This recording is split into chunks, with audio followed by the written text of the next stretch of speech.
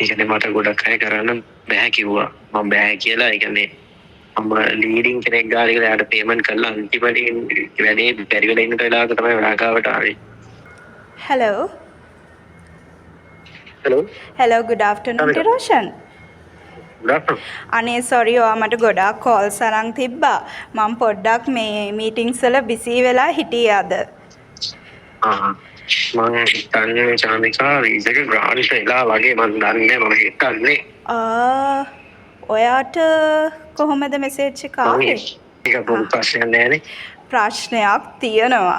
ඒකයි මම පොඩ්ඩක් මේ මිස්ටර් වෙනුරත් එක්කත් කතා කර හිටියා මේකෙන් මොකද දැන් ඔයාට පෝටල් එකේ මේවා වුණාට දැන් අපිට වෙනම ඩිරෙක්ට් ඊමේල් එකක් ඇවිල්ලා තියෙනවා.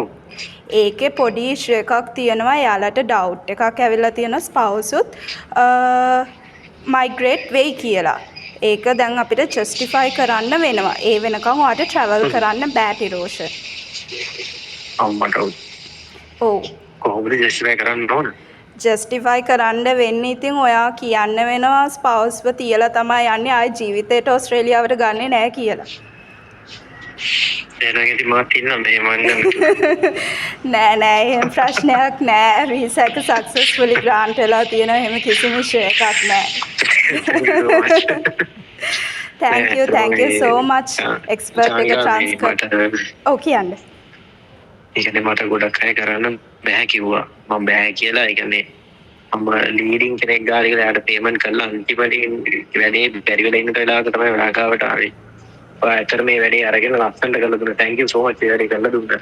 අනේ thank you so much මාව ට්‍රස්ට් කරාට එක්ස්පර්ට් ටීම් එක ට්‍රස්ට් කරාට thank you so much. එන්න මේ මිස්ටර් වෙනුරවත් හම්බෙන්න. මිස්ටර් වෙනුරවත් හම්බෙන්න එන්න. ඉතින් මාවත් හම්බෙන්න අපි ඉස්සරහ ෆර්දර් ප්‍රොසෙස් එක ගැන කතා කරන්න. ඔව් වීක්ඩේස් වල අපි ඉන්නවා. ඔව් වීකෙන්ඩ් සැටර්ඩේ ෂුවර් මොකද මේ PR ප්‍රොසෙස් එක ගැනත් අපිත් එක්කම කතා කරගෙන ඒ ප්‍රොසෙස් එකටත් ඔයාට ෆර්දර් ස්ටෙප්ස් ටික කතා කරගන්න පුළුවන්. Okay, no worries. Okay, bye. Expert Education and Visa Services, your trusted education partner.